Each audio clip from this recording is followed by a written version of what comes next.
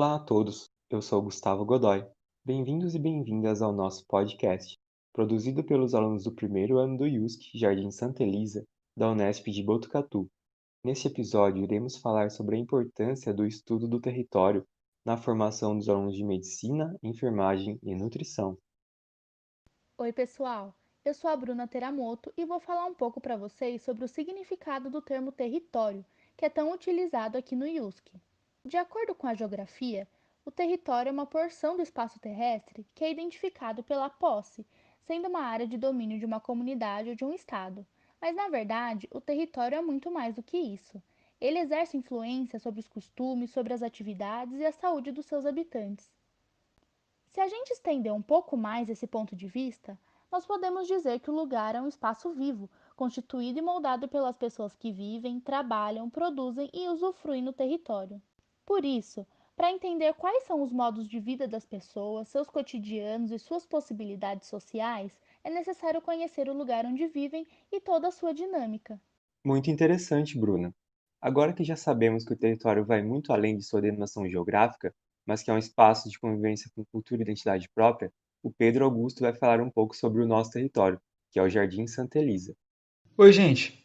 O Jardim Santa Elisa é um bairro do distrito de Botucatu, interior de São Paulo, localizado próximo ao shopping de Botucatu, mas ele é afastado do centro da cidade. Ele teve origem com a vinda de uma família proveniente do Nordeste, há aproximadamente uns 40 anos. A principal atividade laboral desses primeiros moradores era relacionada ao aterro sanitário do local. Eles geravam renda a partir da venda de itens coletados desse aterro. Hoje, mesmo depois da interdição do aterro, essa cultura de acumulação de materiais recicláveis se mantém, ela perdura no bairro. É comum, então, observarmos casas, cercas e portões construídos com material reciclado. É verdade, Pedro. A tradição da reciclagem ainda é muito presente no Jardim Santa Elisa. E você, Matheus Gonçalves, tem algo a contar aos nossos ouvintes? Notamos ao andar pelo bairro a escassez de arborização, ausência de bancos e lixeiras nas ruas, além de áreas de lazer como praças, parques, quadras poliesportivas e centros comunitários.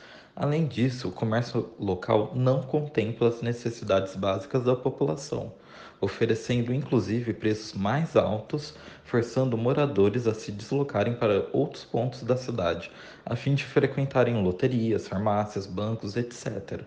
Com toda certeza, esse é um problema real enfrentado pelos moradores desse território, Matheus. Pensando em maneiras de melhorar e cuidar deste bairro, muitas vezes esquecido pelos governantes, nós vamos direcionar a nossa conversa às atividades do USF Santa Elisa, que foi inaugurado em 2013.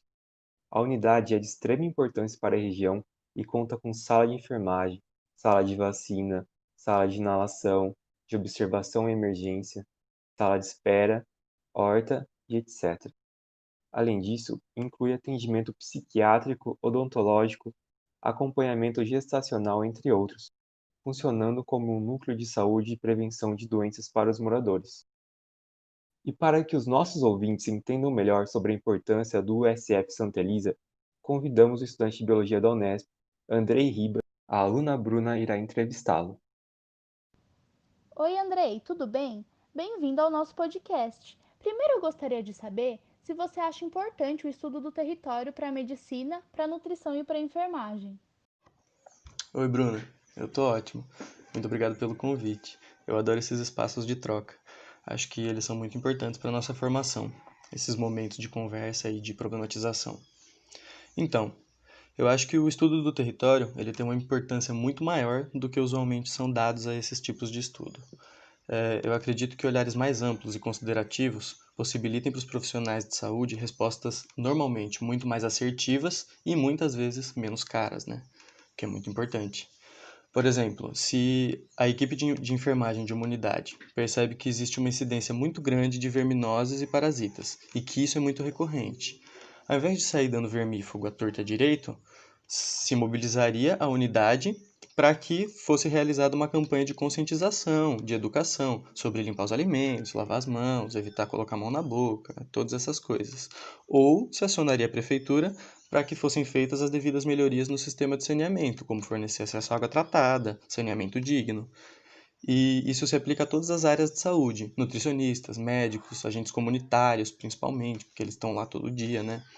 Porque entender esses determinantes sociais de saúde, né, e a realidade na qual a população vive, só vai colaborar nos diagnósticos, em diagnósticos melhores e nas tomadas de decisão, sejam elas individuais ou coletivas. E sendo o território e a estrutura do bairro fatores que claramente influenciam na rotina dos moradores e, consequentemente, na saúde deles, eu gostaria de saber se você já chegou a passar um tempo no bairro para ver as principais atividades da comunidade. Sim, durante os primeiros anos de projeto, a gente visitou muitas das moradoras e moradores para realizar algumas pesquisas e algumas ações. E nessas visitas, a gente ficou a par das atividades comuns da comunidade, né?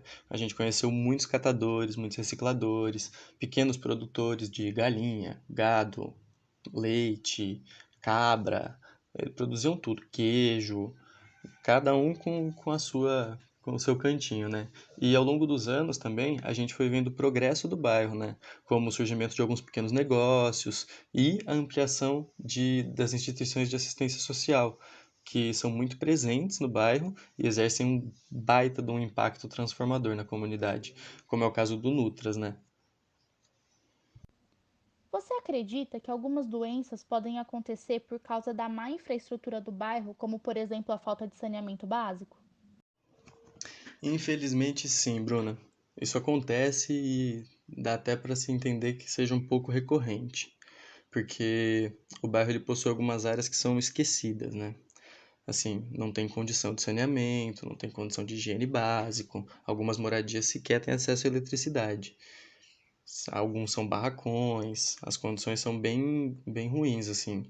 E se a gente somar isso ao histórico do bairro, de lixão, de reciclagem e com muitos terrenos baldios lotados de entulho, a gente tem um cenário bastante difícil, né? E é recorrente a gente ver problemas gastrointestinais, mas os piores problemas eles são parasitários, ectoparasitas, né?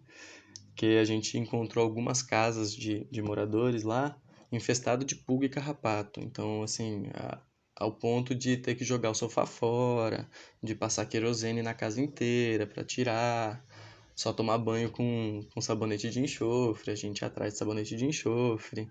Mas atualmente as condições, numa forma geral, elas são muito melhores. Esses são problemas um pouco mais pontuais. Entretanto, eu acho importante frisar que, mesmo que sejam pontuais, eles ainda persistem, né? Não só existem, como eles persistem. Muito obrigada pela contribuição, Andrei. Os nossos ouvintes devem estar adorando escutar tantas informações a respeito do Santa Elisa por alguém que conhece mais de perto. E agora eu passo novamente a palavra ao nosso apresentador, Gustavo. O programa está chegando ao fim e eu espero que vocês tenham gostado de conhecer um pouco mais sobre esse território tão bacana e cheio de identidade própria que é o nosso Jardim Santa Elisa. Nunca podemos nos esquecer dessa lição tão importante. O território não é só um espaço geográfico, mas sim um lugar que reúne toda a cultura e modo de viver de uma comunidade. A medicina, a enfermagem e a nutrição são mais eficientes quando entendem o contexto de vida daqueles que pretendem cuidar. Então, nós vamos ficando por aqui. Um grande abraço a todos os nossos ouvintes e até a próxima!